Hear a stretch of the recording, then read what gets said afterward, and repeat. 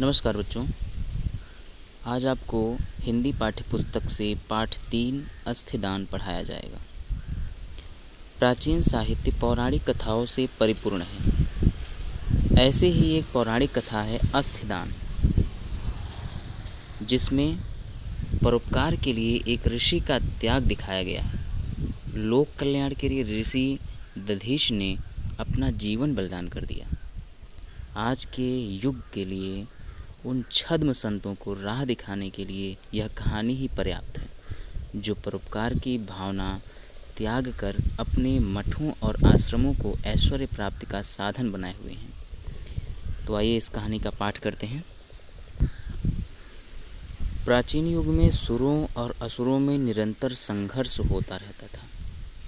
असुर संसार के प्राणियों को सताया करते थे और सुर उनके दुख दूर करने की चेष्टा किया करते थे। असुरों का दल बहुत शक्तिशाली और पराक्रमी था। असुरों के इस दल के नेता का नाम था वृत्तासुर। वृत्तासुर और उसके साथी बहुत ही क्रूर स्वभाव के थे। उनका आतंक सभी देवताओं पर भी छाया हुआ था। वृत्तासुर से घबराकर देवता ब्रह्मा जी से सलाह करने गए। वे अपने साथ राजा इंद्र को भी ले गए। देवताओं का अभिवादन स्वीकार करने के पश्चात ब्रह्मा जी ने उनसे कुशल मंगल पूछा।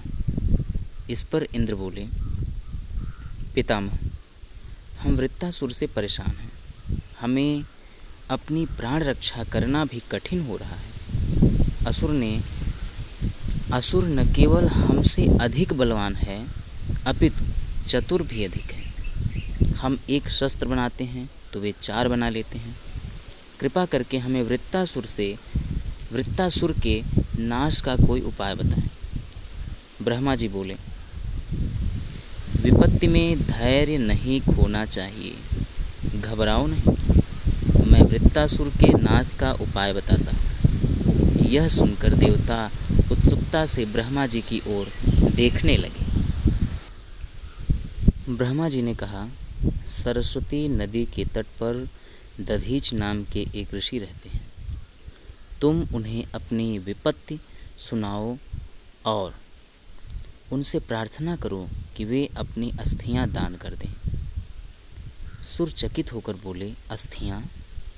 अस्थियों का क्या होगा? ब्रह्मा जी ने कहा, ऋषि दधीच की अस्थियों को अपने कारीगर त्वष्टा को दे देना।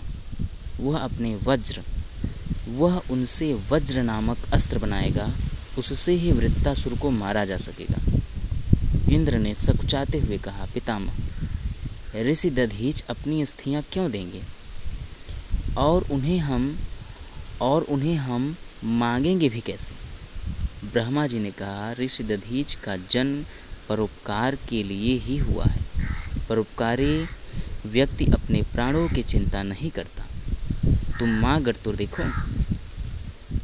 ब्रह्मा जी को प्रणाम कर उनसे आशीर्वाद पाकर देवता वहाँ से चल पड़े। सरस्वती नदी के शांत और सुंदर तट पर एक आश्रम था। वहाँ भांति भांति के हरे भरे वृक्ष थे। उन वृक्षों पर रंग बिरंगे पक्षी रहते थे। उनकी मधुर आवाज़ चारों ओर गूंज रही थी। वहीं एक वट वृक्ष के नीचे बैठे ऋषि दधीच तपस्या में लीन थे।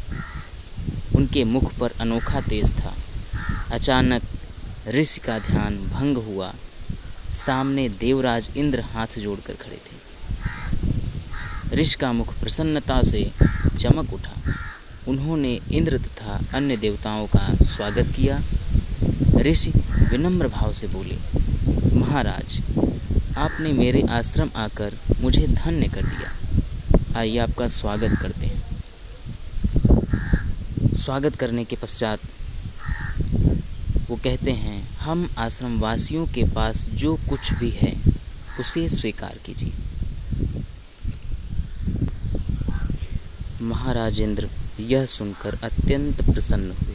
वे बोले, ऋषिवर, आपके परोपकार की चर्चा तो देवलोक तक है। उसी की प्रशंसा सुनकर हम आपके पास निवेदन लेकर आए हैं। ऋषि ने कहा, कहिए देवराज, मैं आपकी क्या सेवा कर सकता हूँ।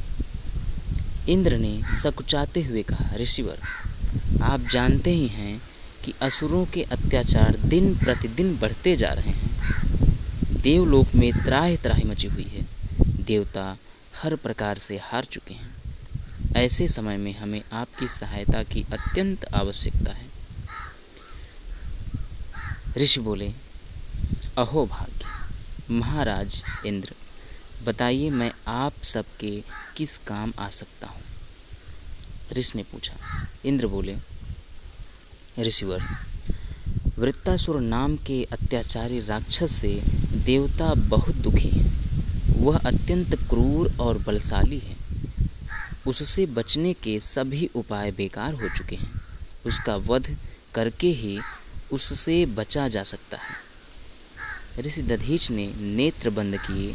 कुछ क्षण बाद बोले, किसी भी प्राणों को कष्ट पहुंचाना, प्राण या प्राणी के अंदर ही प्राण होता है।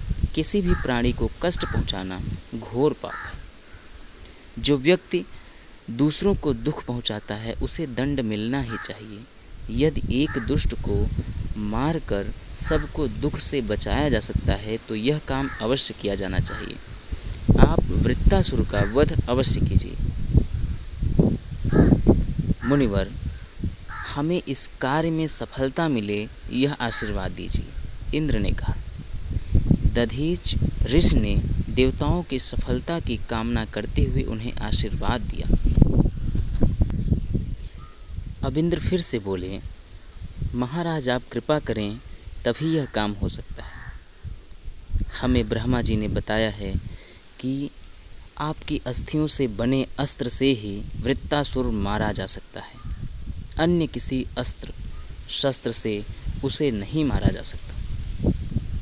यह सुनते ही ऋषि मुस्कुराए। वे बोले, देवराज, आपने यह बताने में व्यर्थ ही इतना संकोच किया।